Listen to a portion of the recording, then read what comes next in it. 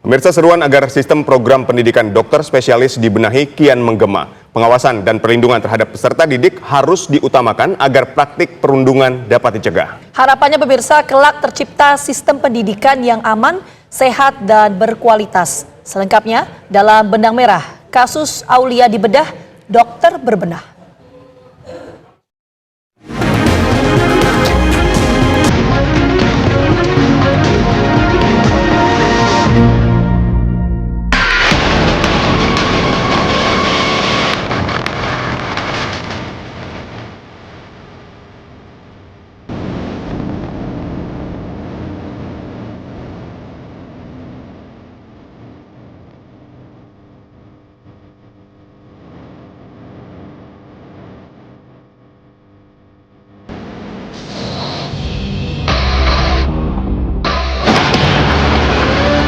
Kasus kematian Dr. Aulia membuka banyak mata sekaligus menghadirkan pintu masuk untuk berbenah, utamanya menyangkut sistem program pendidikan dokter spesialis atau PPDS. Pelaksanaan PPDS dalam sorotan, sebab praktiknya dituding kerap menampilkan tindakan-tindakan yang dinilai menyimpang dari pokok-pokok akademik. Menteri Kesehatan bahkan tanpa ragu menegaskan, perkara mencetak dokter-dokter yang hebat dan tangguh bisa ditempuh melalui cara-cara yang lebih saintifik ketimbang pendekatan perundungan. Yuk kita hentikan, kita putuskan kebiasaan ini. Karena ini adalah kebiasaan buruk, berdampak buruk di profesi yang sangat mulia, kedokteran. Bayangkan kalau dokter-dokter ini sejak muda sudah dididik seperti itu. Hidupnya ditekan, dipastikan. Banyak cara pendidikan yang jauh lebih saintifik untuk menciptakan tenaga kerja yang tangguh tanpa harus membuli. Bukan kali ini saja Menkes menyentil soal perundungan di PPDS. Tapi apa hendak dikata bila kebiasaan buruk tersebut nyatanya sudah menjadi tradisi bertahun-tahun. Tradisi tak pantas itu begitu langgeng lantaran para pemangku kepentingan dianggap minim komitmen dalam menangani kasus perundungan secara tuntas. Padahal dampak yang ditimbulkan begitu jelas. Kita lakukan tindakan-tindakan termasuk misalnya ada 39 ya PPDS yang sudah kita lakukan tindakan baik dari sisi menunda studinya ataupun mengembalikan peserta pendidikan dokter spesialis itu kembali ke fakultas, ke universitas atau melarang ya untuk kemudian melakukan praktek pendidikan di rumah sakit vertikal. Itu sudah kita lakukan. Kalau kita hanya bicara mencari siapa yang salah, kemudian memberikan punishment tanpa kita melakukan satu upaya preventif, nanti akan terulang lagi. Makanya saya ingin mari kita mengajak semua stakeholder bicara di hulu, bicara upaya preventif supaya jangan sampai terjadi kasus perundungan yang terjadi lagi. Nah, ini yang saya kira bisa kita lakukan. Karena apa? Kita sudah punya data, kita sudah punya beberapa laporan. Nah, ayo kita itu formulasikan sebagai bagian upaya pencegahan tadi.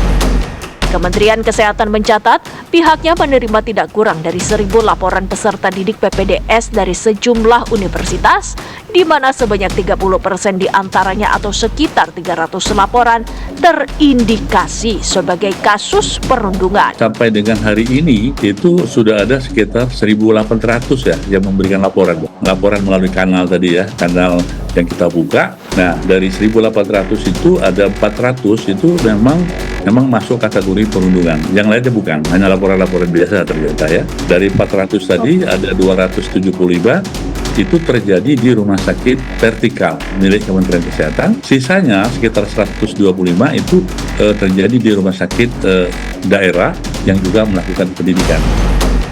Dari sisi pemangku kepentingan, isu perundungan di PPDS seharusnya tidak hanya menjadi perhatian Kementerian Kesehatan semata, tetapi juga Kementerian Pendidikan, Kebudayaan, Riset, dan Teknologi.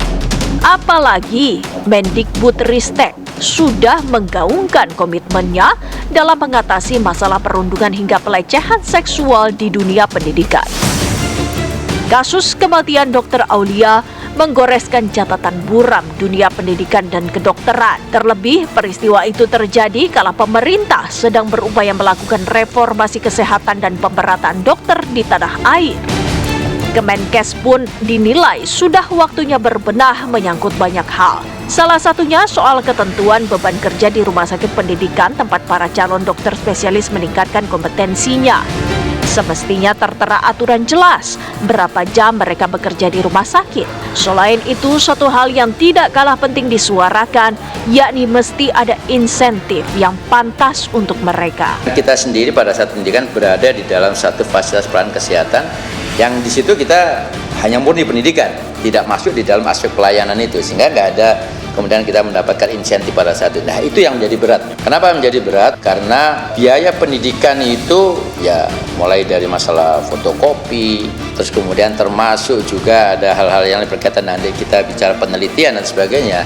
Itu yang kemudian banyak yang akhirnya dilakukan secara mandiri. Nah, itu yang menjadi berat. Apalagi kalau kemudian masuk di dalam pendidikan dokter spesialis di mana kita sebagai kepala keluarga. Penyebab perundungan itu juga harus diselesaikan. Contoh, memberikan pembebanan jam kerja yang terlalu banyak. Itu harus diselesaikan. Gimana caranya?